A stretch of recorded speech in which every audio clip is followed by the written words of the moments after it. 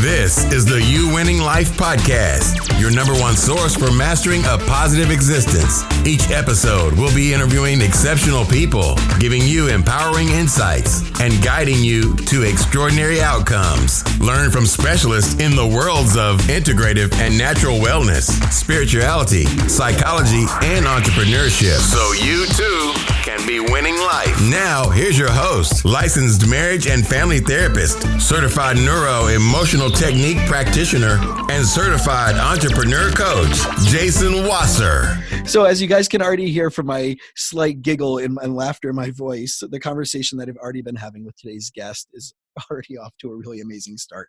So you may have already heard about our guest or even heard our guest in some form on television promos, in commercials, or even cartoons. She's an actor, comic, voice-over-er, podcaster, and cookbooker. There's a lot of errs in your life, as well as a wife, mom, lover of hiking, good books, going to Italy, and I saw somewhere a little bit of vodka too.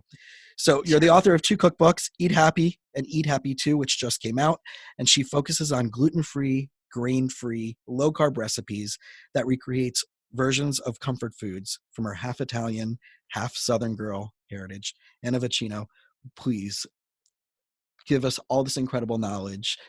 Incredible knowledge Journey. I will say 14 you did seconds. Yeah. But welcome to the show. Laugh instead of cry. That's what I like. You know, I was talking with a friend of mine. A friend of mine is a fabulous actress, a fabulous comedic actress, but she can also cry on cue. And I feel like I was like, really, I've worked really hard to suppress my sadness. So when they asked me to cry, like the last time I was asked to cry on cue, it was such a bizarre circumstance. And then I was like, I said, no, I can't. And I got up and I walked out of the audition. And I think that was 2005. It's a long time ago. Yeah, that was when I was still doing on-camera stuff. And I was like, I can't. I'm sorry. I can't. I'm not going to do it. I'd much rather laugh. Let's do something funny instead. Well, I don't want to feel my feelings. Right, well, I'm hoping that we're going to go through a nice little journey of your life with a lot of laughter. And yes. Hopefully, you know, my hope is that if people are listening to this while they're driving, that doesn't cause any mayhem while doing so. Oh, no. Let's under-promise and over-deliver. Let's not promise mayhem at the top. Oh gosh, can you imagine if people actually said that like on dates or on a wedding night? Like, you know, I'm gonna under-promise and over-deliver. You know, They probably should. They probably should. And and especially on a wedding night, not about the night itself, but about the next 20 years. Right. Let's just under-promise and over-deliver, because we're gonna have to renegotiate this thing about 17,000 times. Well, let's just go right into that then, because I know one of the things that you do is stand up with your husband. Yes. So before we get into this whole journey, because we're going to talk about nutrition and we're going to talk about health and we're going to talk about books and we're going to talk about like being an actor and all these cool things, but it's right there. Let's bring it to the forefront. Yeah. So you and I were talking before that, right? I'm a marriage and family therapist, and you basically are doing your couples counseling on the stage in front of people in a stand-up format. So what the heck? Well, here's the thing. We both met many years ago doing improv in Atlanta, and then we hadn't been dating that long, and we went out one night, and this was in the 90s, you guys. This is during Bill Clinton, I think. I don't know. I never know what the era is, but I think it was Clinton. Do you mark it by like presidential scandals? I feel like we should. Like, I didn't realize until like a year ago that I was born when Nixon was president, and then I realized, but who else would it be? It was 73. Like, that was his year. It was the Watergate. Like, it was a lot. Like, that was Nixon's time. Right. So there's a running theme now in your life about this. Yes. Yeah. And also too, I read a statistic that 1973 was the year the least babies were born post World War II. And I was like, well, no wonder nobody wanted to get it on when all that was happening. Well, were they all glued to their television, or was it just like pure depression of like, holy crap, what's happening to our republic? It was just depression. And I think that like, then it's no wonder that Gen Xers grew up with like this apathetic, like, whatever, man. Yeah. I don't know. I feel so like can we thank that for Nirvana and all the grunge scene? I think we can. We should thank Richard There's Nixon. A positive spin to that. That's where it came from. Yeah. That's where it came from. And I think him taking the gold the currency off the gold standard is what we have to thank for Kurt Cobain. So anyway, I was born of a mother. No, I don't know. What were we saying? We were talking marriage. About marriage. My husband and I. I mean, we can get into the whole marriage thing, but how did that turn about to like the whole stand-up comedy? Well, we worked together a lot over the years, and he's a comedy writer by trade, and he's written on shows that I've been on, and he's written on for Jimmy Kimmel for several years, and now he freelances a lot of stuff, and he's a very good writer. So when I started doing stand-up many years ago, I would naturally run my jokes past him to punch them up, because why wouldn't you do that when you live with a joke writer? And then he was like, I think there was an element of he didn't like me going on stage, razzing him, as it were, giving him guff. So he started doing it. And of course, married people talk about what it's like to be married a lot. And we would run our jokes past each other. And then we kind of thought, wouldn't it be interesting? And if we got on stage at the same time and did it, and we wanted to do it in a way that would be fun for the audience, not like this weird self-indulgent therapy session for the people who are on stage, but like we want it to be relatable and anybody who's in a long-term relationship. So there's a little bit of he said, she said. And actually my husband and I have a lot of qualities where our roles are reversed gender-wise. So that's interesting because you can, I like it when people go, oh my God, that's you. Oh my God, that's you. When they watch us set up something. And also improv, because we've been doing that for 20 years. So we say like we can fight about anything, and we'll take a suggestion from the audience, and no matter what it is, we can fight about it, and we do. And, and the other thing is we do a lot of Q&A with the crowd, because we love talking to people about where are they in their relationship. And we had the last show we did Sunday night, this couple had been married 1.5 years. And I was like, oh, you guys still kiss on the mouth. Okay, that's cute. That's really cute. And it's fun. It all in other places you're supposed to be kissing after 2 years. Yes. So it only gets better. Kiss on the mouth or not at all. Right. Those are the only two options. It's very binary. Yeah. Yeah. So we've been taking this act out, and I actually, the next logical step is we are starting a podcast like everybody else. I've already been podcasting since 2012, and even before that, I used to do a podcast. I produced a podcast that my husband wrote along with the executive producer of It's Always Sunny in Philadelphia, David Hornsby, and it's called Yoda and Me. And we produced this podcast that got such a cult following, but it was back when I had to learn how to write XML code to be able to put it up to iTunes. Like that's how old this thing was, like 2007 and 2009. Before anybody even knew where podcasts were existing. Yeah. And you had like a basic like web 1.5 website. There was no like WordPress interface to make life easier. Or all these wonderful hosting companies that are doing really great jobs. No, there's nothing. No Libsyn, no Blueberry or Sprout, which I'm on. Yeah. None of it. Yep. Wow. So that's like kids. Kind of old school. Right? You were DIY before, like, in this generation. I had to find a guy in Canada who I knew. He was in Montreal, and I wrote him. I was like, Mark, what am I doing? And he had to teach me how to write XML code. And I was like, I'm not equipped for this. This is not my skill set, but you learn it and you do it. So that's awesome. There you go. So like, what are some of the things that have come out? Like, so you're doing this and you're interacting with the audience. Like, what was like a big takeaway that maybe like someone had, or that they shared with you? Like, we really connected with you over what you just said, and this has helped us. Has there been anything like that? Well, I think, there's been a lot. There's a lot of feedback usually. And it's, I mean, anybody who's been in a long-term relationship, which is mostly everybody on this earth, has at least tried to be with somebody on a long-term relationship. It'll be relatable, because the thing is it's not really addressed. I see in the media a lot of marriage being depicted as they're either old and married and they hate each other, or they're new and they still have the spark and it's great, but where's all the in between?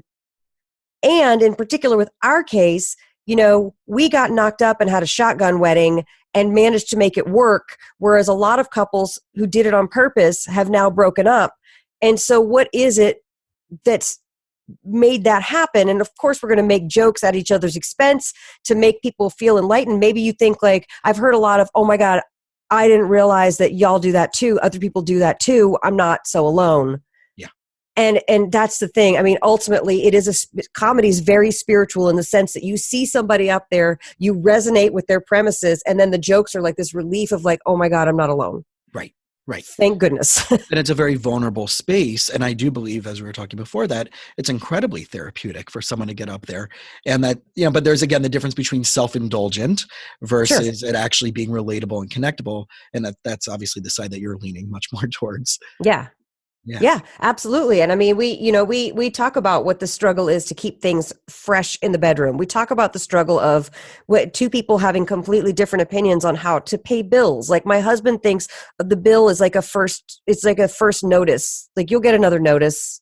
Right. Don't worry about it. And I'm come back around. Which is why I've taken over paying the bills, because he can't be trusted with it, and there's certain things that you just kind of glom into these roles. And we're at the place now that shotgun wedding baby is now a junior in college in New York City. And so we've had this opportunity to go, who are we to each other? Do we know each other at all? Do we like each other? Do we love each other? Do we want to stay together? We actually wrote a bunch of jokes about our terrible, terrible wedding. We had the worst wedding, and we, in the process of writing jokes about it, it actually kind of healed something we never talked about, something we had huge shame surrounding. So, it's good. Well, it's interesting that you said like you're now how many years have you guys been married now? It'll be 21 years in about a month. Yeah. Okay. So, right. I don't know if you're familiar with this, but John Gottman, who's one of the top marital researchers in the world, talks about different time frames of where marriages will have their most significant challenges. And it's that 18-year-ish time frame where it's the empty nester syndrome, right? Where now you're like, your identity gets divorced. Back. Right. Yeah. Right.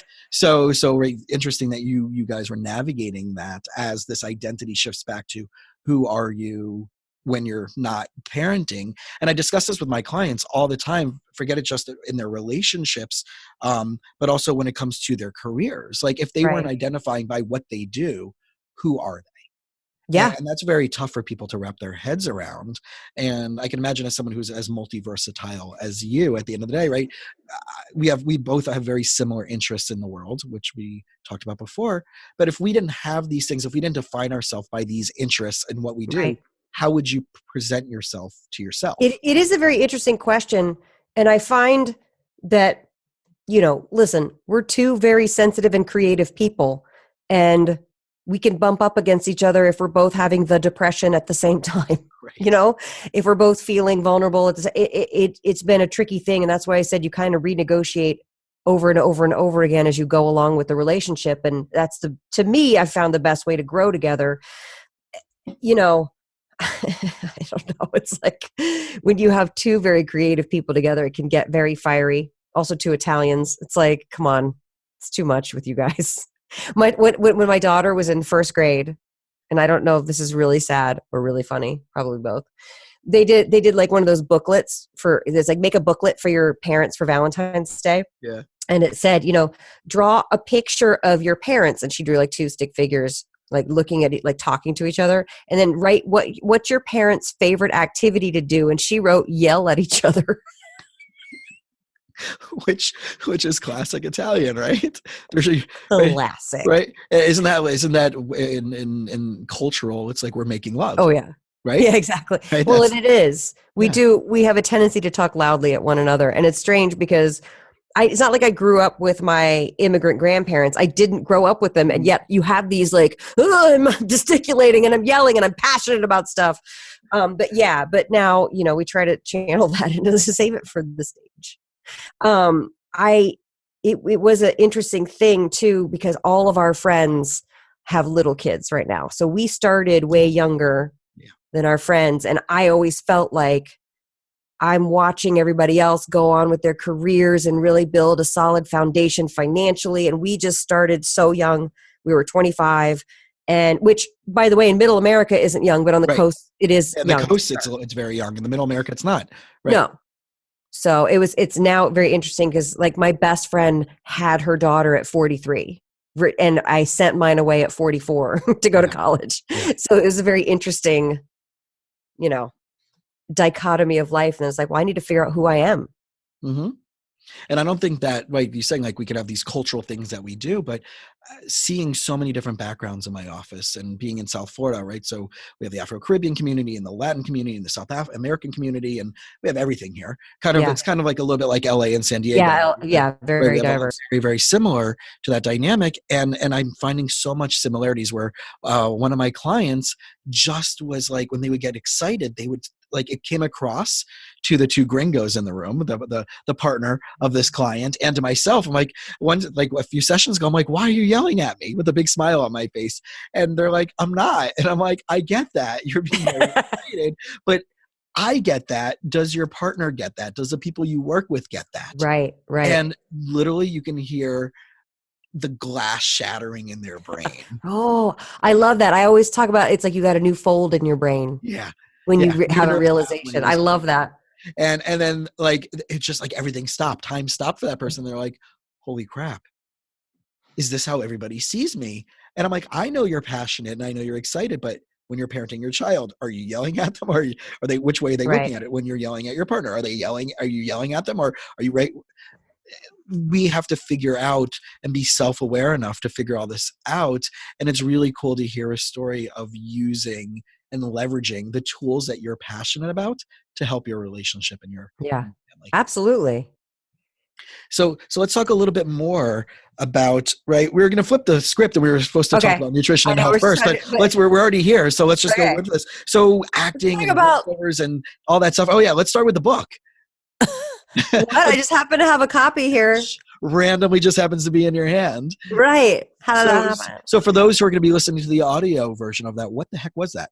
I just held up a copy of my second cookbook, Eat Happy 2, 160 plus new gluten-free, grain-free, low-carb recipes for a joyful life.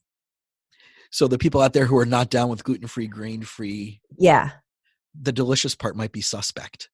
I know, they don't trust it. They don't trust it, right? Yeah. Okay. So I was diagnosed with celiac disease in 2002. And the only reason I was diagnosed is because my mom was diagnosed, and it has a tendency to run in the family. And I thought to myself, because at the time, I was a size 2 actress and I didn't eat bread or pasta. Like, I kind of knew not to have those things, but I would sit down and eat a sleeve of JoJo's cookies from Trader Joe's. You know what I mean? So, and in fact, I remember like a couple months before I was diagnosed with celiac, I was eating like 10 JoJo's, and I was like, oh my God, it would take like a doctor telling me I can't have cookies to not have cookies. Only premonition, right? Yeah. And then I was like, oh, well, that's what happened.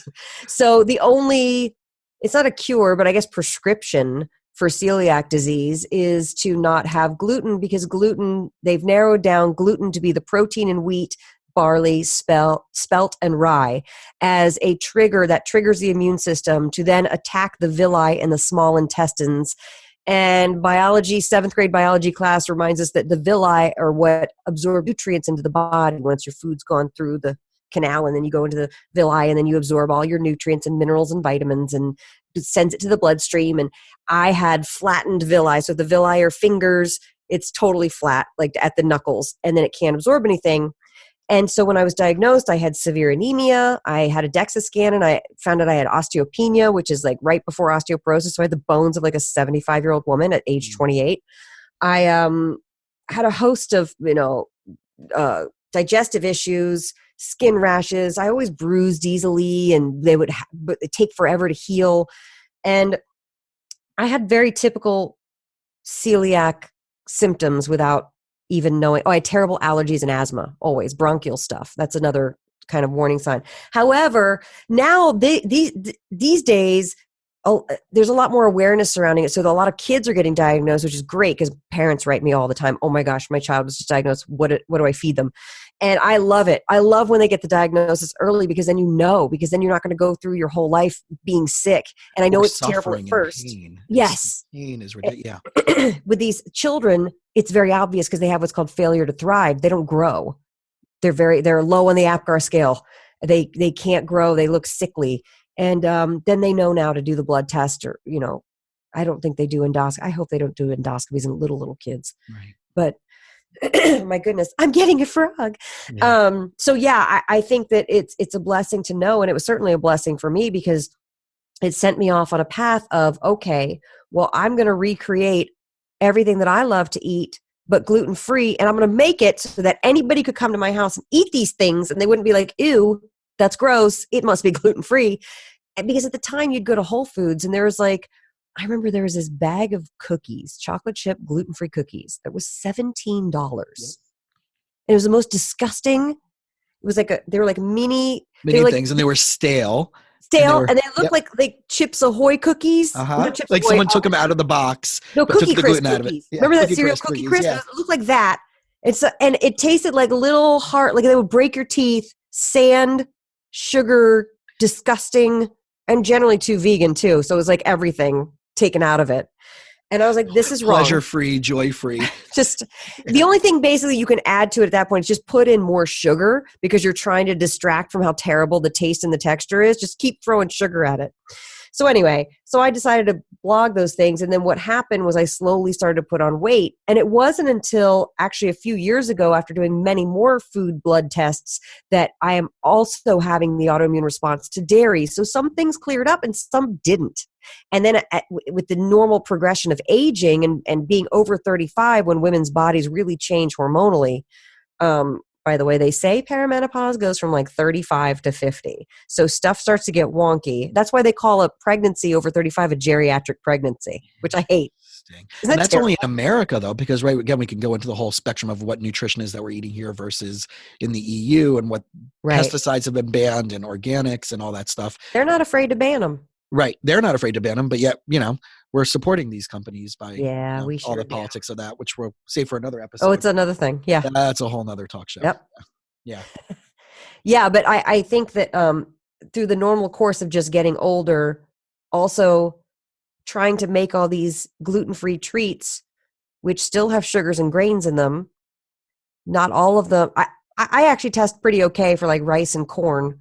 However, when I test my blood sugar, my A1C was starting to go up. My fasting glucose was starting to go up. And it basically was just a matter of time. And then I rendezvoused with my friend Vinnie Tortorich in 2012, who had a fabulous book called Fitness Confidential that he had just written. And he had called the agencies. He was a trainer to the stars out here. And he called William Morris and they said, oh, we can't do anything with you until you have a platform. You should start a podcast. And so he called me. He's like, you did a podcast. Why don't we do one? And I was like, no, there's so much work. I had to write XML code. No, thank you. And then he said, do me a favor, just read my book. And it's about a memoir of the 30 years of his time out here. And by the way, I think I was 38 when we started and he was 48. Now it's been 8 years. I'm 46. He's 56 or 57. Anyway, so it wound up being a beautiful union. And you can hear on the early episodes of him saying, you should cut out sugars and grains. That's his thing. NSNG, no sugars, no grains. And I was like, no, I think I'll just join Weight Watchers, but thanks, Vinny. And he's like, okay, go ahead. So that stubbornness, right? That most people have, that we all go through at some level. And I'm guilty of it also. Like for years, I knew, like in high school, all of a sudden I started breaking out I worked at a pizza place, the worst, right? And I would just have like the skin rashes and the itchiness and all that stuff. I was still thin and I was still athletic, but then but all of a sudden out of the blue, all these food reactivities, and we couldn't figure out what it was. No one knew, because this is 1995, 1994. Right. And 96, I graduated high school. And I ended up moving from here. I went to study in Israel for 2 years, and there was pita it's pita at every meal, right? Yep. So very Mediterranean stuff, and battered stuff and fried chicken schnitzel. And I'm like, why aren't I getting better? And I thought it was tomatoes, and I thought it was sugars, and I thought it was oregano. I'm like thinking about all the ingredients that would have been in a pizza sauce, but not the actual crust itself. But not the crust. Well, because we're taught bread is the staff of life. Right. I mean, it's friggin' biblical. Hello. It's like, for Christians, you take communion, you take you know what I mean? It's the host. It's like, Right. And then if you're Jewish, right, every Friday night, right, you have the two challah breads and you have matzah and on Passover, right? So everything is around. Culturally, bread is very, very important to many, many cultures. So it's very hard to, when you come to the realization that either you can't have gluten or a lot of people can't have all grains because they're getting metabolically ill from it, it becomes like, well, wait a minute. Don't Japanese people eat rice, and don't Italians eat the pasta, and it's like, yes, they do, but that might not be what you can eat. So I'm sorry. And then there's the extreme, and I just heard from someone that they know someone who stopped eating rice because one of the rice versions it said glutinous rice, and no, that's different. Yeah, right. That just means it's sticky rice. Yeah. And there's no gluten in it, but that was the term that they adopted God knows how many years ago. So like, oh no, I can't eat rice either because now rice has gluten. Yeah, no, rice gluten has generally been wiped off of. They used to put rice gluten in ingredients, and now they don't. They just say like rice starch. Right. But if they're using it as a thickener, but yeah, no, that's a common question that I get as well. Of everything. Yeah. So how did this all turn into this cookbook? Well, I had a lot of recipes on my blog. With terrible pictures because I didn't know about food photography yet. I'm surprised people made the recipes because now you've got to have the hot pictures. You can't like food porn. Yeah, exactly. It's pretty crazy. So I basically was writing all these recipes, and then when I switched over to eating NSNG, no sugars, no grains, which by the way, yes, you do have to get off sugars and grains, but then it's really more of like I guess a lifestyle. I hate that word because it sounds like swingers, but that's not what I mean. It's a lifestyle. Well, if you swing between, different types of gluten-free breads. Yeah, that's true. Is that a swinging lifestyle still? But you mostly cut out sugars and grains. And when you do that, you increase the fat in the recipe. And let's be honest, the fat is really delicious. Yeah. So it goes against, it's antithetical to how I grew up, which is you have to have low fat. And we all ate Snackwells, which are loaded in sugar and no fat when we're in the 80s, or have a bean burrito because beans wouldn't have any fat, and that's kind of what we did. And then if you cut out the sugars and grains and you're able to heal the body metabolically, the hormones will start to regulate. And one of the actual tertiary benefits is you will start to drop weight. If you have weight, you will lose inflammation. If the sugars and grains are what's making you inflamed. A lot of times it is. For me, it's also dairy. So I have to be dairy free. Which connects back to autoimmune related things for people out there that I have someone who I was seeing, a client, and they were on keto. And I'm like, I don't know if what you're eating, like you can have an autoimmune response to, or right, you're eating this, and this, and it can have lectins, which are also inflammatory. Sure. Yeah. And at a certain point they hit a wall and they weren't losing any more weight. And I'm like, I can't tell you what to do. I'm not a nutritionist, but I don't think this is the right diet for you. And then they tried a 6-day egg fast. What does that mean? You only ate eggs, or you only ate eggs and water for 6 or 7 days? And I'm like, I would think that would make your immune system get allergic to eggs. Right. Eggs especially the albumin, are very common cross reactants with everyone. It's one of the top allergens. And they lost weight, but then of course within 3 days after going back on their normal diet, they gained back the 7 to 8 pounds. And of course, that's not a lifestyle. That's not, you have to do something that, first of all, we have to know what food you should actually be eating, right? Food allergy, food sensitivity testing. And there's some good stuff out there. There's some stuff out there that I would tell people not to go try, and people can. What would you say not to do? So there is a specific test. My audience. So there is a specific test out there that I have a friend of mine who's a nutritionist, and she sent 2 blood labs of her own, taken at the same time, and sent it in under 2 different names. And they came back differently. Oh, so that speaks to sloppy practices in the lab? Is that what that means? Speaks to the lack of whatever that whole quality control test or the test itself may not be. And I've heard that from multiple people about this specific lab. And in fact, what I know is that the person who even created that lab and that protocol no longer works with the company that he created, and has started a new version of that known as something else now. But I hope that you'll email me and tell me what it is. Yeah. I want to make sure people want one-on-one to reach out to one of us, then we can happily give that information directly. But I know that there's certain exams out there that will test multiple foods. And it's a way to start, but it's not going to be the end all be all, because the reason why you might have this is an autoimmune. And if you fix the autoimmune, then you're going to be able to change what you can potentially eat, as long as it's not, a anaphylactic type of experience to it. But yeah. I noticed, because I've gotten multiple blood tests from multiple labs come back to say all of the components in dairy, ironically, we say lactose intolerant, but most of us are not. It's not the lactose that's bothering us. It's the proteins and sometimes the fat molecules in dairy. With me, it was the casein, of course, the casomorphin and the milk butyrophylline that were like red flares causing inflammation. My CRP and homocysteine were off the charts. And so I did a 75-day challenge last year, and I like doing challenges like this because it tends to form new habits. So when things get too lax for me, I either like, you know what, I'll have a couple little bits of his popcorn at the movies, or you know what, I will have a glass of wine, or you know what, I'm going to have that dip with the vegetables that has the dairy in it. So I noticed that I was waking up and going, my joints hurt. So something's happening. I either shouldn't have had that wine last night, or I shouldn't have had that. And it was always one of three things: the dairy, the carbs, or the alcohol. Yeah. And so I said, what if I didn't have a cheat bite of all three of those for 75 days? Boy, was that illuminating in many ways, from a behavioral sense of like what you're capable of doing, from a social sense. I don't normally do this, but because it was like day 5 of the 75 days, I still wasn't totally secure in it. So I walked into a July 4th cookout, and I told my girlfriends, I was like, I'm doing this.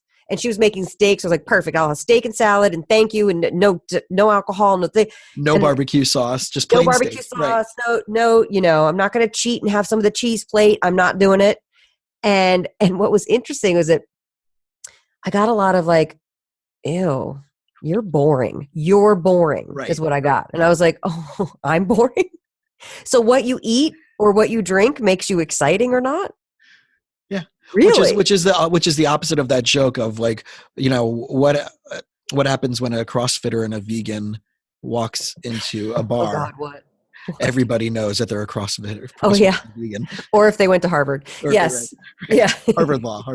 So yeah. Oh my God. But it's an interesting fact, because I get that all the time. Where I remember when I was gluten-free and vegan for a bit, and I would have friends come over, and they're like, "Okay, so are you serving us cardboard?" And then they came and they enjoyed the food. They're like, "Wow, that was the tastiest cardboard I've ever had."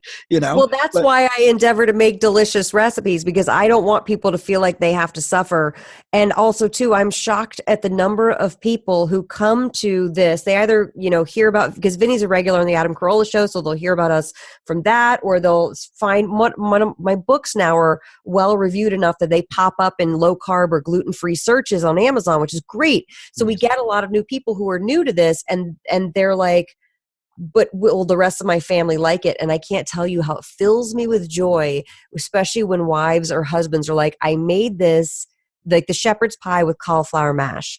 And they're like, nobody knew it wasn't potatoes on the top. And I'm like, I've done my job. Yeah. We've times have changed, right? The foods have changed. The consistency has changed. The production of it, even the mass-produced gluten-free stuff has changed. Yeah, it has. Radically better. It is radically certain better. Things it would have to be.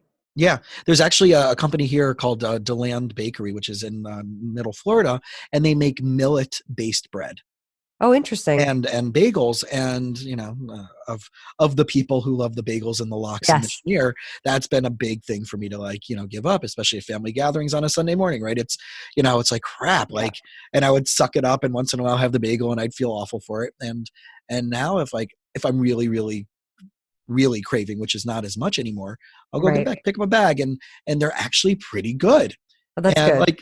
You can tell that it's not wheat in that sense of wheat, but it doesn't have, it has the same crunch. It has the same consistency. That's good. Because that's always the tricky thing to replicate with gluten-free baking, is that chewy crispiness that you can get. Right. So Yeah. Yeah. And now that I take it one step further and I actually have it's all grain free in my cookbook, because I do have some dessert recipes that have a little bit of sugar in them for when you are making those occasional treats. And it is different. It's different. You cannot replicate what you can replicate using traditional flour. So is there a big difference between book 1 and book 2, between what you know now about cooking and the food preparation and stuff like that, but 2, also the experience of going through and making this cookbook from book 1? Well, yeah, I mean, they're more like companion pieces. I was able to do with book 2 to fill in the gaps that I feel book 1 is missing. I feel like I know for a fact there are way more dairy-free recipes. I give suggestions in both the books about how to make dairy substitutions. And then there are just certain recipes that are not going to work without the dairy. And that's okay. You can rip those pages out and burn them. I don't care. So, but in the second book, there are a lot more like I have a Caesar and a dairy-free Caesar, a ranch dressing and a dairy-free ranch dressing, just to give some other options. And a lot, like there's a beef stroganoff that's dairy-free.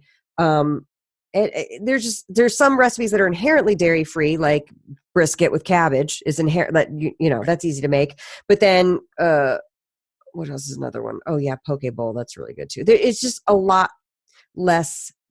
Here's one that I make all winter long. Where is it? It's the spaghetti squash with sausage, leek, and sage sauce, and I use coconut cream. Is that focusing? That looks really good. Yeah, it's really good. It's like for those people who are listening to that, they're you should just buy the book. You should just buy both cookbooks. Forget. But yeah, and people write me all the time too. Do your books have dairy-free options? And I say yes, many, many, many. It's not an exclusively dairy-free cookbook because my audience is not exclusively dairy-free, but I am. So that's why there are a lot of options and suggestions in there. Well, it's also products change with that too. Like what you can get at Whole Foods is different than what you could, now there's a lot of nut-based products, and then some people have nut allergies. I'm constantly trying to evolve stuff. Like once a mom writes me and says, I love your pizza crust, but my son is allergic to almond flour. I can't. So that's why I developed the cauliflower crust. And then I developed the pork rind crust. And like, there's just different, I'm trying to constantly evolve this stuff. Although I will say a woman wrote me and it really stumped me. And I do try to answer people's questions as much as possible, but it's gotten a lot. Especially now, Vinny has a documentary out called Fat, a documentary, and it's hit #1, and so I'm getting a lot of questions. But this woman asked, my friend is allergic to gluten, dairy, coconut, and something else. What can I make her for dessert? And I was like, an apple? Yeah, straight up. That's have okay. A fruit. Right. Have a fruit. That's it. Yeah.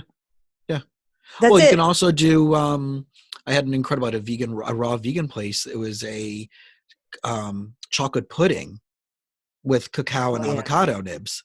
Oh yeah, there was something about cacao nibs and avocado. Yeah, I love. My friend makes a fabulous avocado chocolate pudding that is, you wouldn't even know. You would not know. Right. It's so good. But there was something like she couldn't even have chocolate or anything. And I was like, an apple. Yeah. Cook a peach.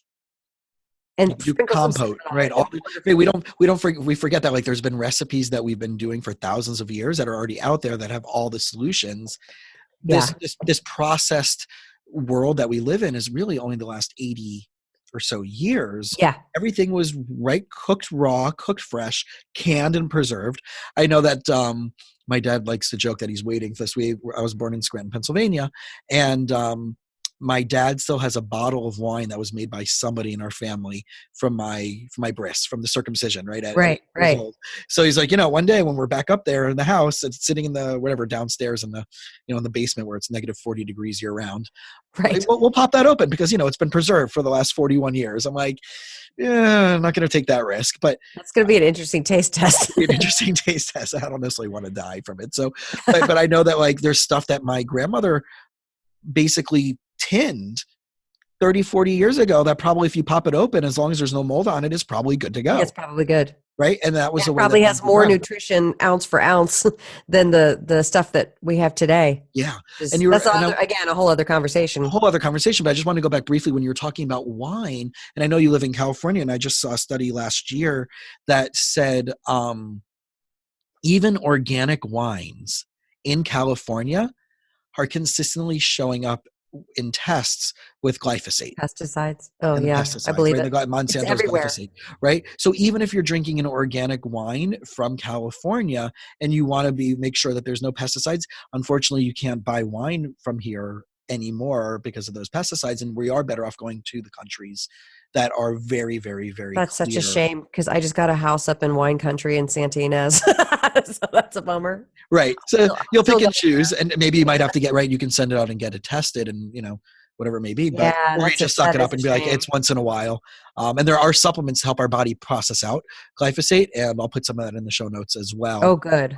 There's from Supreme Nutrition. There's. Oh, that's good. I'm gonna buy that. So I'm gonna get it. Send me the link. Yeah, for sure. So let's take a jump because there's a lot more we can talk about nutrition and health and creating. But what was that process like to create this book? Like, I mean, right, there's 17.8 million cookbooks that were sold in 2018, 2019 alone. One, right, just this idea of like creating something to gathering your recipes, deciding which ones to use, which ones not to use. What was that? What was that process like? Well, before I wrote the first book, I talked to several people in publishing. Some of them I was hoping would want to work with me. And I was rejected by all of them or ignored. But what the people I did get the chance to have a conversation with, they all told me, you either need to partner up with a celebrity chef or you need to do something where people aren't going to buy your book, is what everybody told me. Nobody knows who you are. People aren't going to buy your book. And I was like, but I have this audience and they're great. And I have been on TV and I have some things. And they're like, no, it's not enough. You're not enough. You are not enough is what the feedback that people like to tell you. And it really got under my skin because I really wanted to work with somebody because it's hard work doing a cookbook on your own. And I thought, okay, well, I don't have a celebrity chef. That, first of all, that advice to me never made sense because I was like, well, wouldn't they just put out their own cookbook? Right. Like, this makes no sense. Anna Vocino and Curtis Stone make a killer cook. Like, what? No, that's not going to happen. So I said to myself, I need to make sure that these recipes are on point and that they work. I am a consumer and lover of cookbooks myself. So I grew up watching cooking shows, so I kind of already knew the format and layout that I wanted. I wanted to make sure, listen, and I also know as Americans, we really just eat, as far as proteins go, beef, pork, chicken, turkey, and fish. Yeah. So I have one lamb chop recipe in the whole first book, and no strange game, no odd pit, no hen, Cornish hen, not even that.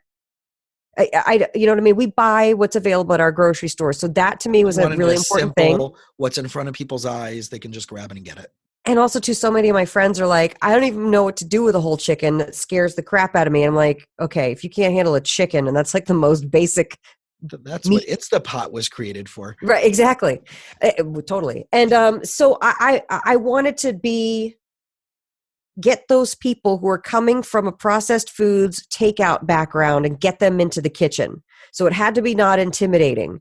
Also, too, I'm a mom, and there for a large swath of time, I was making 3 different dinners for the 3 of us in the household. So it had to be yummy food that kids would eat, So I always kind of give a wide variety of recipes. And the other thing is I always want to give more value than what you're paying for. Like, I want to make sure, because what I didn't understand, and I had this conversation with Vinny multiple times off the air, is why would you buy a cookbook when you can just punch into Google, okay, I have chicken, peas, mustard, and bacon. What can I make? And 1 million recipes will come up.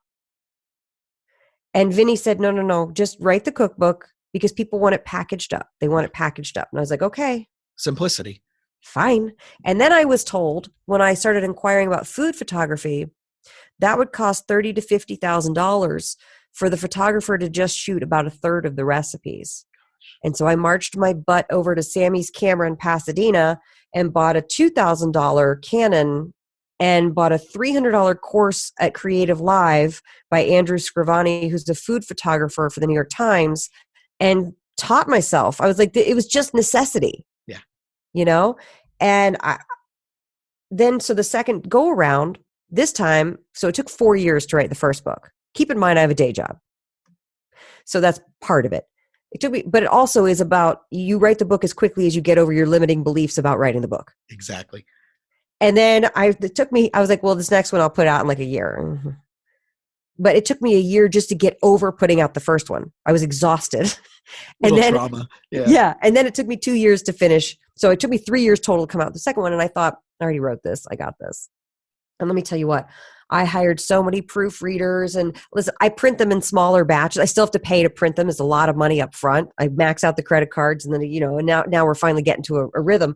But there were still a couple of like crucial typos. Like I forgot, I put, like half a cup of basil leaves in the ingredients, but then there's nowhere in the instruction in the tomato soup where to put those basil leaves in. And most people know you just put them in and you puree the soup and it's fine. But I was like, oh my God, really? The thing that we checked for 100 times? The basic.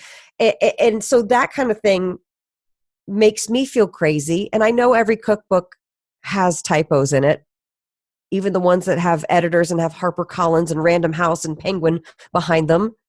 But it's still, to me, it's just like, I want to put out really good recipes that I know work. I test all my recipes a ton of times.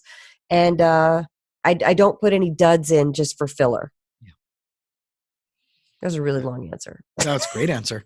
Well, it's whenever we're trying to figure out how to do something, I think, especially when it comes to goal setting, and this is a really great goal that you have achieved, that we usually set the goal, or we have an idea of what we want to do, right. But then we have this fear factor that kicks in, and we then reassess the goal from right. the place of where can we do it, just short of where it starts kicking in the anxiety and the fear. So, right, whether it's about making a certain amount of money, whether it's about going and doing a certain type of adventure, we'll kind of set ourselves up to just going a little bit below that actual goal. Oh, yeah. Right before that trigger starts kicking in around it. So the fact that you came up with a game plan, that you thought out what needs to be done, right? I don't want filler. I want to make sure that everything is proofread. I want to make sure that the pictures are as attractive as the recipes are going to turn out to be. That's all game planning and reverse engineering things. And I think that as a therapist, that's kind of how I come from with anything that my clients want. And I'm always asking, well, what are the risk factors involved if you were to actually achieve that goal? And of course, the first thing everybody says is, what do you mean? There is none. And I'm like, well, if that were true, wouldn't you already be doing it? Oh, yeah. No. The risk factors are, I put a book up on Amazon and it gets a bunch of 1-star reviews and I have no sales and I'm a hack. Yeah. And that's honestly, it's funny, that was the fear of putting the first book out. And then I was like, oh, people like it. Oh, good. Because you don't know until you have a much larger control group of people making your recipes. I know they work for me, but what if I, again, I had to make sure I was writing the recipes correctly. There's a standard format to writing recipes, but you want to be clear about how to make stuff. In fact, my husband's cousin came to our show on Sunday night. And she said to me, oh, my daughter loves the bacon broccoli. When she comes home from college, she says, I want your bacon broccoli. And she goes, but you really messed up on that recipe. And I go, what do you mean? That's literally one of my most popular recipes. And she goes, well, the first time I made it, it burned because you said cut the broccoli crown into florets. And I cut it into little tiny pieces. She didn't know what a floret was. And I just take it for granted that we have these bags of what's called broccoli florets, that people know what that is. And she burnt it and she goes, well, you should put that in the book. And I was like, meh. And I had to stop bossing me around. But she's right. Ultimately, you want it when you find out these pain points of people, you want to make it as clear. So I will make that, I will add cut into 1-inch size florets just to be super specific, crystal clear. Because if that happened to one person, it happens to hundreds of people who are like, I don't know, what's a floret, That's so interesting that you say that, because I just had a conversation with one of my clients where we were talking about what their goals were and the fears of that. And they kept talking about how the experience that they have, and a lot of people have this, especially in that 20-year-old age bracket, is that they know they want something purposeful and meaningful, but they're waiting for that to show up. as opposed to going out there and creating it with their own determination. Got to stir it up. Yeah. Right. And so the metaphor that I kind of gave this person was like, remember like Roomba version 1, where you would, right, it would go out from the dock and it didn't have the sensors really to like learn anything, but it would just bounce off something and then redirect itself until it bounced off something again. Yeah. And versus the newer versions, which actually have like tracking of where they hit. So then it stops a millimeter before it hits that thing and then turns automatically. I said, which version are you? Are you version 1 or version 2 in your life? And because version 1 sounds like you're just wandering aimlessly. Right. And version 2 sounds like you've learned from your things. And this person's like, I haven't learned shit from my life. and they're such an insightful, smart human being and a really wonderful, wonderful person. And I'm like, okay, so now that we got this metaphor down, what can you do differently? And because the fear is that you're going to keep smacking yourself against the wall and it's going to hurt. Right. And if you're not learning, you just keep turning and going wandering aimlessly throughout life. How do we change that wandering aimlessly? And I love hearing that, like, you found this on taking a really challenging situation in 2002 when you got diagnosed with celiac and making this beautiful, powerful resource for so many people out there is incredible. Well, thank you. Yeah. And I think the second one coming out, then I was like, well, I got this. Then I was like, wait a minute, this has to be the same quality of goodness, if not better, as the first one, because then I don't want the, sophomore slump or anything. You know what I mean? I don't want that. I want it to be good. And I think because I do set high standards for myself, and again, I'm not perfect. I'm not saying, I know I'm not perfect, and I know that I'm going to make mistakes, but really, I think having very high standards and doing whatever you can to live up to them before you put something out there. And I think that flies in the face of a lot of like internet gurus who are like, just ship it, just send it out. And I'm like, I don't know. I have a different philosophy of like, and maybe it's just, I like nice things, well-made things. And so I'm obviously wanting to put something out that's like, even just, it's so little. They sent me the first copy of the first book and I was flipping through it and I was like, first of all, this paper, what is this paper? I didn't even know that I was picky about paper until they sent me the first. And I was like, how come I can see?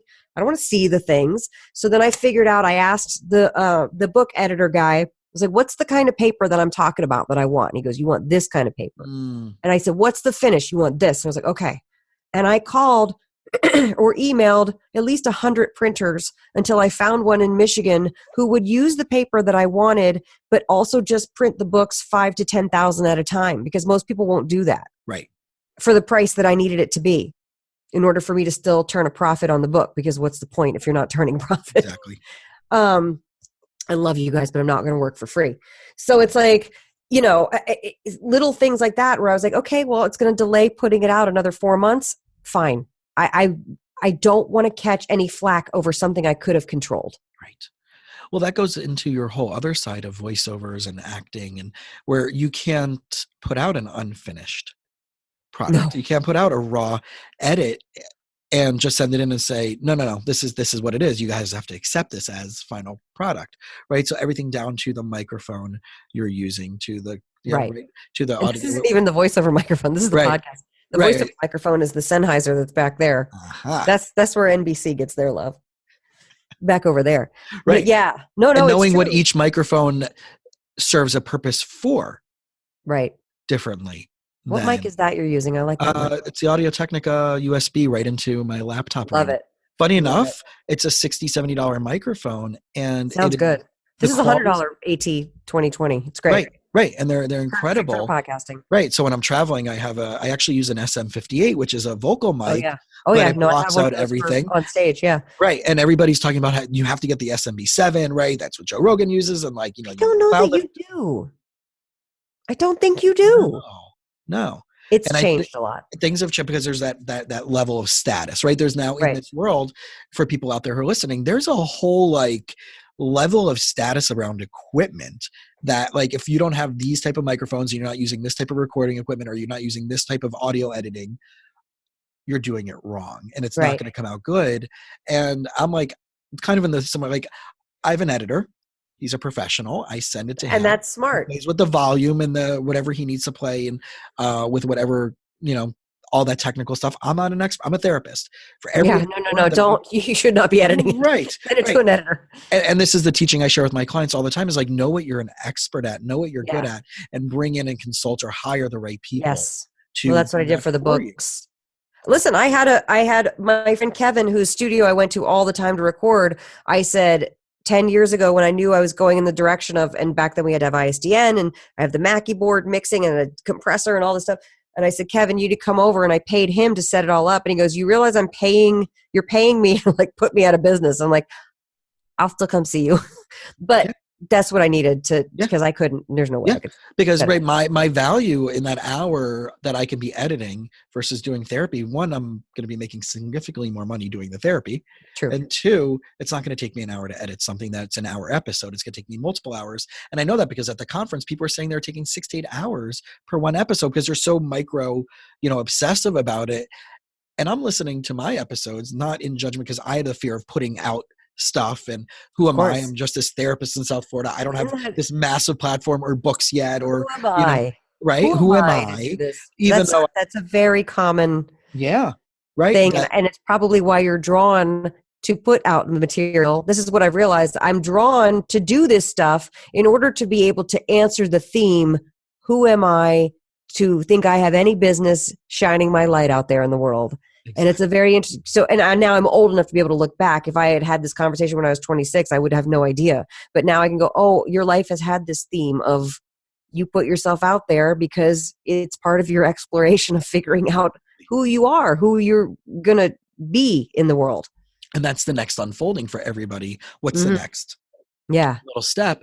And it's interesting because you and I are very similar in that we're multifaceted in our interests, that it's not just about nutrition or being a therapist or being an actor we have all these different things that not one defines us, but as a conglomerate, it enriches.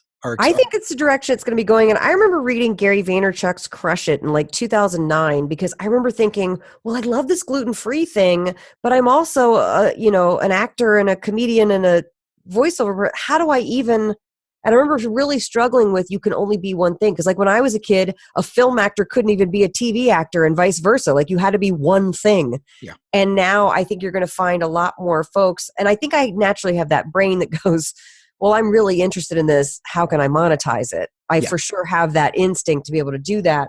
And I'll continue to do that.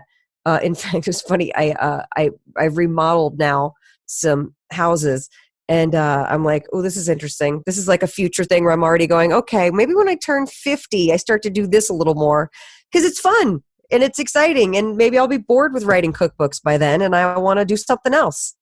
Yeah. And I want to make money. Right. And that's so practical because I tell my therapy and my coaching clients, I'm like, you have to know the difference between what you want to make into a business and what's your hobby. Right. And it's a very big distinction between the two. Just because you love doing it doesn't mean that you're going to enjoy trying to sell it, replicate it, and make a business around it and do that, 50, 60, 70 hours a week and do or die based on how your production is of that. So, knowing that we, as human beings, especially with technology and it being 2020 and things are just at warp speed and it's only going to be getting more intense and how information is becoming to us in a good and challenging way, is deciding where you need to put your focus and your energy on. And, I'm a big fan of that. You have 5 fingers. There should be nothing more. And each one of those 5 fingers is one of your priorities. Ooh, I like that. That's good. And anything that's not in those top 5, just put on the shelf for later. Right. Don't worry. It'll be there if it needs to get done.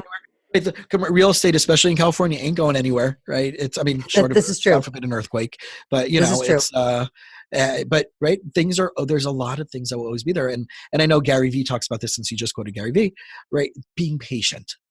Yeah. Being the long game, right? I'm 41. I'm a few years behind you. And I never thought that I'd be doing that which I'm doing today. And the process of how long am I really going to be a general, this therapist in this mindset, as opposed to niching even more, where I'm the therapist to the people that I'm really trying to interview and becoming their therapist / business coach / whatever, where I'm now niching to the point where I'm the therapist and expert for these professionals in this, right? In the professional community of entrepreneurship and acting, and right. So now all of a sudden, if that mind shift happens, all of a sudden the people I'm attracting into my world and guests that I'm having are shifting. 2 weeks ago, I had Howard Behar, who's the former international president of Starbucks. That's awesome. And that's a big crazy, right? To reach out and say, here's what I'm doing. Would you honor me with some of your time when I'm so, right? I can't think of, I'm just this guy, Jason, in some corner office in Fort Lauderdale. Right. That I'm responsible for bringing that out there. And so when you're doing your voiceovers and you're acting and all that stuff, like how much of that is mindset for you that, you know, people don't see you, right? Because you're not doing the in-person acting anymore, but they're hearing it. Yeah. Well, you know, I like, I actually don't miss auditioning for on-camera stuff. Sometimes I miss doing the actual job. So whenever a friend of mine's like, hey, we're shooting a short film and we need it, I'm always like, yeah. I definitely would love to come do that. But I've done voiceover now for so long, it feels second nature, but it is a tricky thing when you first get started in it, because it's one of those things where you're just in the dark. It's just you're shooting off an audition to your agent, and your agent doesn't have time to give you feedback or direction. So I highly recommend anybody works with a coach and get good and make sure you spend the money to get a good demo. And usually if you have any sort of musical background or musical ear, you'll generally be very good at voiceover because it takes that kind of an ear. There's a musicality to reading ad copy even. There's, I think that I think I've gotten to that point where I've done it so much that like, even when I auditioned for NBC and my way in, you know, I knew that they had been auditioning people for a while and they hadn't found their person, or maybe they had and they weren't sold on that person. So which told me they weren't quite sure what they want, but they would know it when they heard it. And I've now gotten to that age where I go, well, listen, here's what I can do is me. I can do what I would do with this piece of copy. And then if they like it, great. And if they don't, that's fine too. I'm used to them not liking it. And then every now and then you get a job. So it just happened to be that it hit at the right time. And then they were like, well, hey, can you read this Will and Grace thing? Well, hey, can you read this AGT thing? Hey, can you read the thing for the voice? Yeah, of course. Of course I can. And I'm happy to do that. But it came along in such a way where I think even 5 years ago, I would have been trying to give them the read that I thought that they wanted, as opposed to just doing what I know that I can do. And if it gels, wonderful. And thank God it did. And who knows how they could change their minds tomorrow. We don't know. Like we don't have control over that stuff. Well, I love that so much because that's right. The line in the sand. And I think Grant Cardone talked about this in when he was talking to business owners, and he said there's 60 billion people in the world. So how many of those are in a first world country or going to be even interested in your service? So let's take out like 40 million, right? So you have 40 billion. So now you have 20 billion, right? And maybe established first world countries. And of that, how many are actually now in really need of your service? So let's take away like 80% of that. And then, you know, by making a line in the sand and by saying, this is what I do, this is how I do it, you do want to alienate 50% of the people. Right. Because you're going to save your time on sending the marketing, doing cold calls, knowing where, right? And you want the people to be attracted to you. And I've heard this from multiple other people besides him, but that idea of being crystal clear with who you are, right? I am very crystal clear that I'm in mind-body integrative wellness practice. So if you're going to come to me and you're not open or willing to do any of the integrative, clinically researched, like neuroemotional technique modality that I'm certified in, and that I believe is one of the best and most efficient modalities to get past emotional and physical traumas, then I'm not going to take you on as a client. Right. And I have that line in the sand, and it's blatant on my website that even shopping around looking for the most affordable therapist, don't give us a call. If you want this, and this. No, that's important too, to be able to, you know, your 20s and 30s, I do believe, and God bless the people who know this in their 20s, but I didn't, where you're still kind of sifting through the data of it all and figuring out who you are. Maybe you need to have a fire sale on yourself so you can do a bunch of jobs and figure out what you like, what you're good at, what you're not good at, what made you uncomfortable, you have to like sift through all that data. And then for me personally, I love turning 40 because everything just kind of like, oh, I don't have to care anymore. Something about that age, you dread it for so long. And then you turn 40, you're like, I'm free. And it feels wonderful. Yeah. And it's so powerful because my practice has shifted over the last couple of years where I joke, as you can see, I'm sitting on a red couch. So I don't have a red carpet, but I tell my clients, if you've made it onto my red couch, you've done something right. And they're like, well, what do you mean? I'm like, well, I don't know if you realize, but when you called me to ask about coming in, I actually asked you very specific questions. And because of that, I can rule in or rule out whether you're the type of person that I'm going to want to work with, because I like having a high success rate in my practice. I will only take people I know I can help. And I won't take people that show up with certain types of scenarios or certain clinical issues. Right. It's just not my jam. And I don't want to take your money. I don't want to be, it's going to be unethical for me and my own personal ethics to take you as a client, even though I'm sure I can help in some way, shape, or form, but I'm also don't want to get burnt out. Everybody I see, I enjoy hanging out with. Yeah. And that's weird for a therapist to say, where like, I love my clients, not in a romantic way, but they're the type of people that I want to be collaborating and partnering with. They're not my patients. We're collaborating. So I think if people out there can hear that you do have that choice. And I share this in previous episodes, and people who know me are ad nauseum of me speaking about this is core values. And if you have crystal clear, like I'll work with every one of my clients. I'm like, before I can help you, you need to go home and do this worksheet and come back in with your 5 to 7 core values of what we're going to be making decisions on. And what's the barometer for that? And I think that's a great place to start. And once you get that cleaned up, then you know who's in your life, what are you eating, where are you spending your investments, where are you spending your vacation, where are you spending your free time, who are you friends with, whatever it may be. I think that's a really good, super helpful, because you don't want your life to feel like it's living you.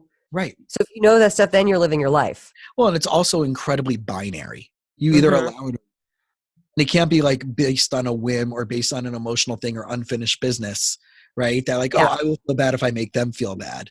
You can get to that point where you're like, you're great, you're amazing, but our values don't align. And I joke that like, if someone came in for an interview to be an associate here and they brought in a soda, there's no interview. That's interesting. There's no interview.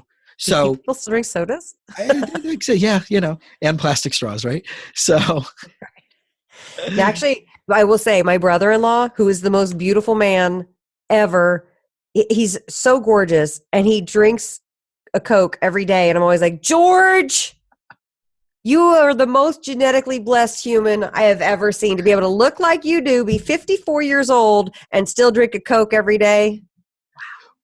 I hate to see what his insides look like after that Coke, right? Yeah.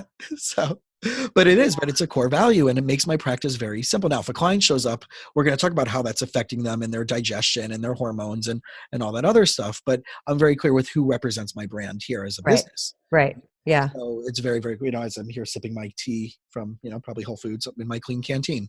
So, you have to do, I have to be in alignment. And I think, you're right. That age bracket does come with the more you do this work, the more you figure it out, the more alignment comes with that. Absolutely. And have you seen, as we wrap this up, that, like you said, how can I do all these things, like, that the alignment is fitting for you?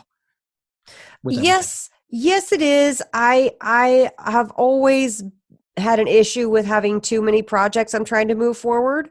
And I think part of that is we don't necessarily have it's becoming more and more, but there are not a lot of women out there modeling that kind of behavior.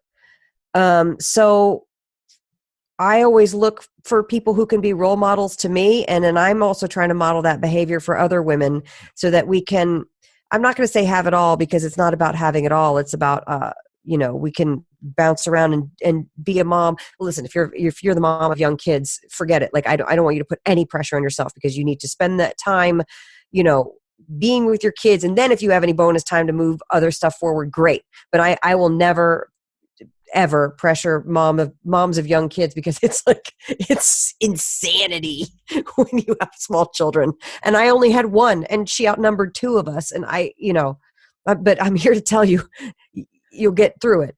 But I don't even know what I was saying. I just want to make sure that the moms of young children are okay. Just to tweet me, you guys, and let me know you're okay. It's a lot.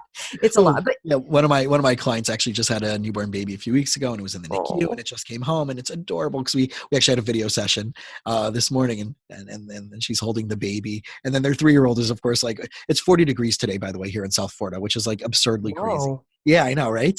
So global warming in reverse, I guess. I don't know, right? More extreme. Climate change. Yeah, climate change. Thank you. Yeah, better way of saying it. So I guess. Yeah. Whatever, right? We're not the experts working on that project. No. But like the 3-year-old is home, like because like it's too cold to send my 3-year-old to school. Right. And we were just talking about this. I'm like, everything you're going through is about your worry about what's going to happen to this kid. But like 18 years from now, you're going to reach out to me, and I guarantee you, like, you're going to get that college acceptance for this kid, and you're going to track me down if we're still not my client by that time, and you're going to say, Jason, you were right. I have the college acceptance. We made it through the first 17 years. Yeah, you did it. You did it. Now you get to go do you. Yeah. Yeah. But yeah, as far as moving stuff forward, I don't know. You get done what you get done that day, and then you got to put that day to bed, because you can only get done. I always tell myself, if it didn't get done, it wasn't meant to get done, and I'll do it another time. Yeah, Esther Hicks, right, from the Law of Attraction world. Like you're never going to get it all done, and you're never going to get it perfect. Yeah, that's right. Right. You never get it done, and whatever she said. I agree. I've heard her say that. Yeah.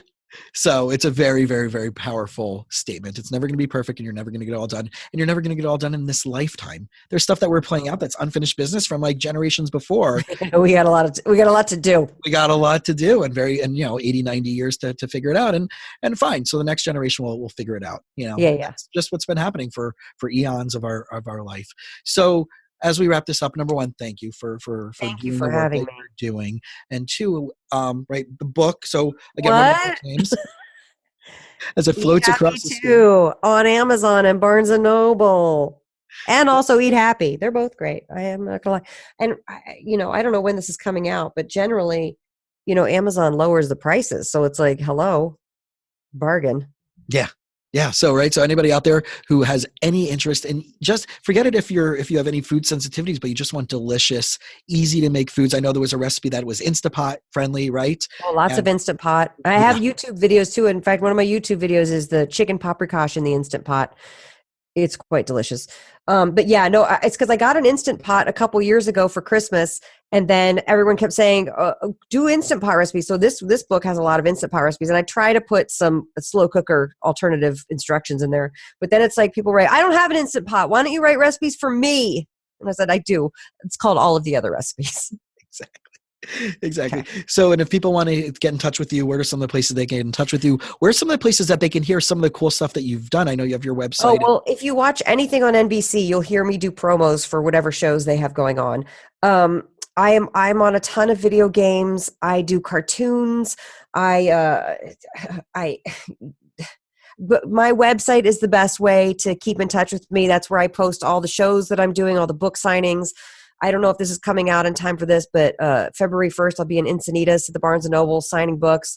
March 14th, I'll be in Redlands signing books. March 29th, I'll be at the Barnes & Noble March 29th, I'll be at Vroman's in Pasadena signing books, and I get to do food demos, which is also another fun thing about being a cookbook, is I get to come and do food demos, and we all get to eat snacks.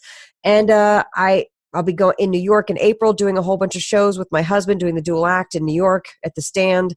And my website's the best way to keep in touch with that. And then also I love Instagram, because Instagram, you can do stories. And for me, the stories are the most fun way to connect and deepen that relationship with my audience, because I can show you guys what I'm making for dinner. I can show you how my husband doing his stupid Vanderpump Rules cast members impersonations, and because we're both obsessed with Bravo shows. So, I love Instagram for that reason. Over the Chrisleys, Vanderpump over the Chrisleys?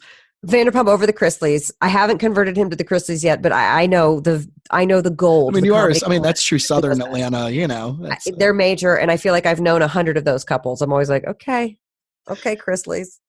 Awesome. So on Instagram again, where they can follow the name, the at Anna Vocino. Very cool. Awesome. All right, well, Anna, thank you so much for hanging out. Thank you for having me. Next time I'm out in LA, we're gonna hit up some Real Food Daily. Yes. Absolutely. My favorite go-to spot, the one on La Cienega.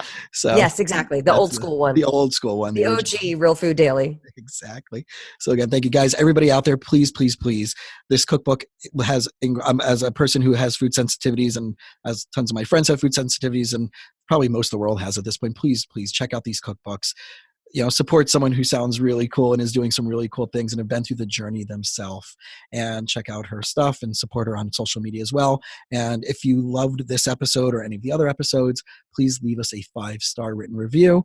And we're available on iTunes and Spotify and Google and all that other stuff.